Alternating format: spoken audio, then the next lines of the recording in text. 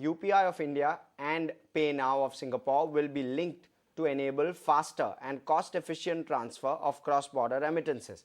Prime Minister Narendra Modi and Singapore Prime Minister Hsien Loong would virtually witness the launch of cross-border connectivity. Sharad, my colleague, joins in to give us more details on this one. Well, yes, it's a very proud moment actually for India, and then now this UPI is going global. That's the emerging theme happening.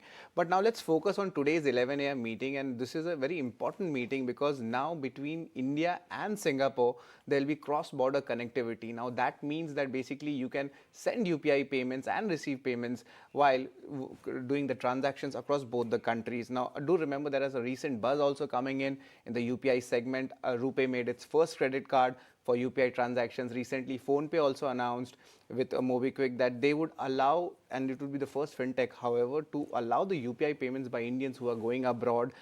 NCPI also stated that NRIs from almost 10 countries can do the transactions, and a lot of other news coming in, especially Ebix Cash also supporting and being the first company to launch UPI for foreign nationals while they travel in India. And lastly, Paytm also, in Q3 numbers, they reported that UPI payments went up 34% if you include the UPI incentives going ahead.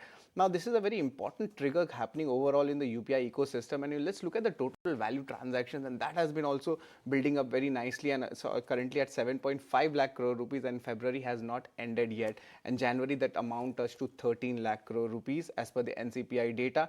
And lastly, if you look at the UPI contribution in the total digital payments, that stands at around 52% as per the economic survey. But the question remains is what is next for UPI? And two important triggers are there. The first one being India pitching for a stronger digital payment system, especially amongst the G20 members. So that is something which we'll be watching out for. And lastly would be the pricing regulation and how they deal with the fintech players.